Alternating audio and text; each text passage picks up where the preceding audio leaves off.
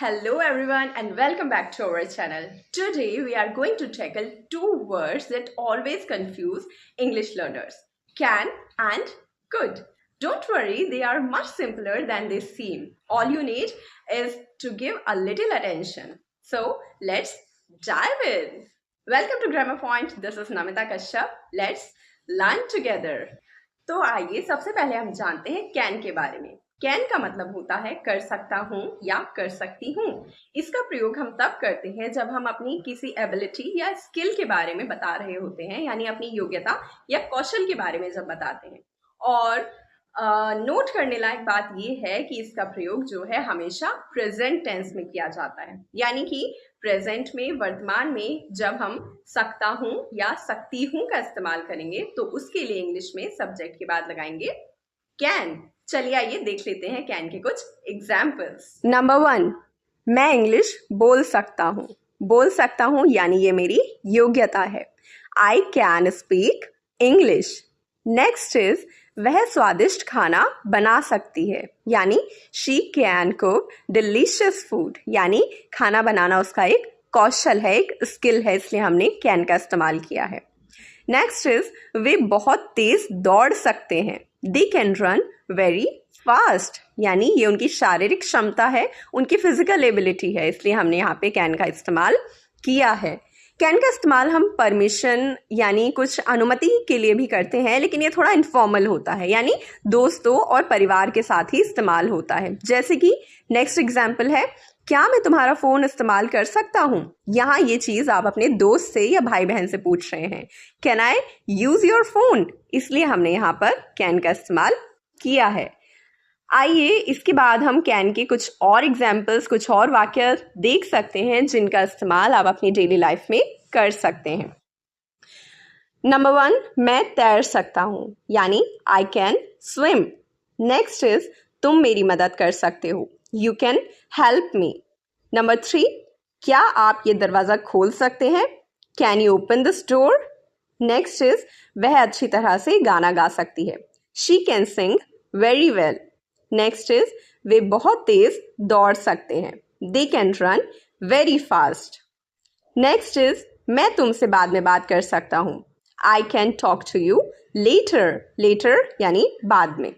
Next is आप यहाँ बैठ सकते हैं, यानी you can sit here. Next is आप मेरा पेन ले सकते हैं, you can take my pen. Next is वह कार चला सकता है, he can drive a car. Next is बच्चे पार्क में खेल सकते हैं, kids can play in the park. Next is हम आज रात मूवी देखने जा सकते हैं, we can go for a movie tonight. Next is क्या तुम मुझे कल बुला सकते हो, can you call me tomorrow. tomorrow यानी आने वाला कल. Next example is मैं इस बॉक्स को उठा सकता हूँ, I can lift this box. Next is आप मुझसे कोई भी सवाल पूछ सकते हैं, you can ask me any questions. Next is क्या मैं आपसे एक सवाल पूछ सकता हूँ, can I ask you a question. Next is वह कंप्यूटर ठीक कर सकती है, she can fix the computer. Next example is मैं तुम्हें कुछ बता सकता हूँ, I can tell you something. Next is हम अभी शुरू कर सकते हैं, we can start now. Next is क्या आप मुझे रास्ता बता सकते हैं, can you show me the way. Next and last example is मैं खाना बना सकता हूँ, I can cook food. I hope कि आपको कैन का यूज कैसे करते हैं ये इन एग्जाम्पल्स की मदद से समझ में आ गया होगा।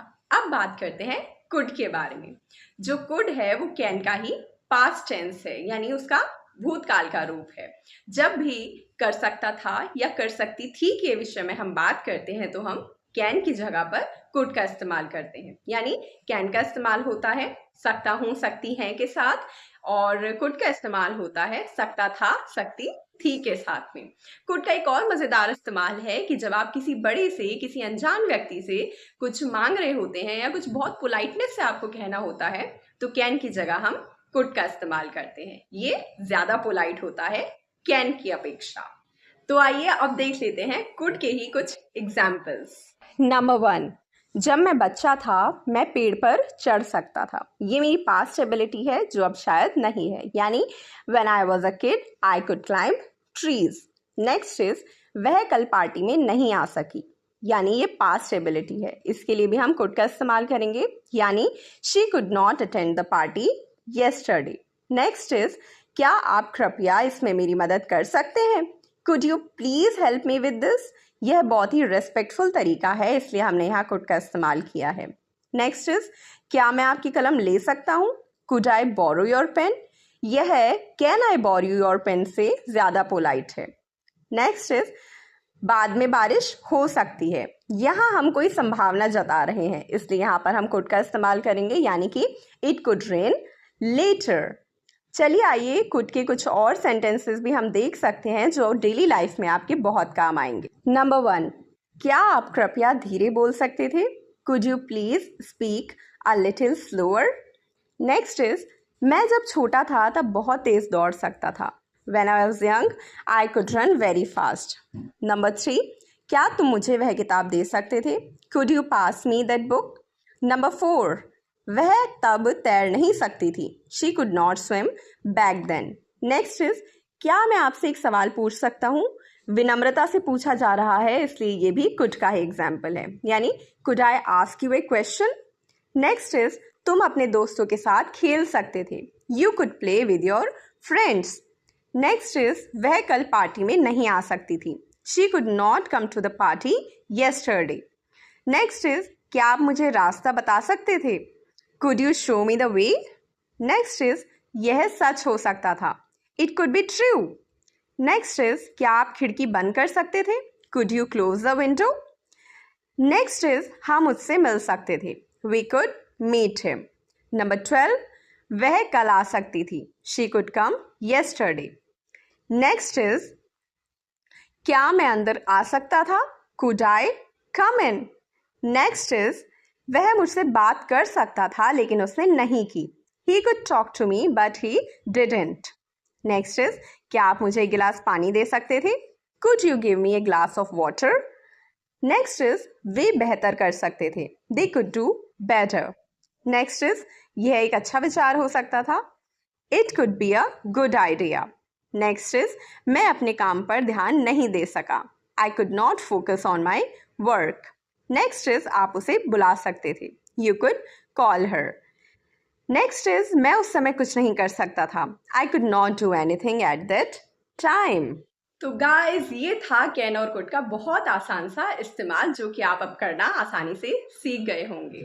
जो कैन है उसका इस्तेमाल किया जाता है प्रेजेंट एबिलिटी के लिए या फिर इनफॉर्मल परमिशन के लिए, और कुड का इस्तेमाल किया जाता है पास्ट एबिलिटी के लिए, पोलाइट रिक्वेस्ट के लिए या फिर पॉसिबिलिटी के लिए। इसे आप एक और मजेदार तरीके से समझ सकते हैं कि कैन का जो इस्तेमाल होता है वो आपके एक दोस्त की तरह है जिसके साथ आपको कैजुअल होने में कोई दिक्कत नहीं होती, लेकिन कुड जो है वो आपके बॉस की तरह है जिसके साथ आपको थोड़ा सा पोलाइट रहने की जरूरत होती ही होती है।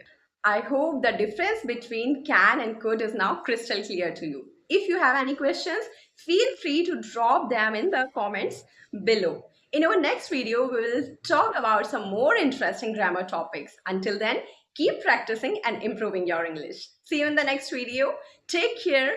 Bye-bye. We'll meet you soon.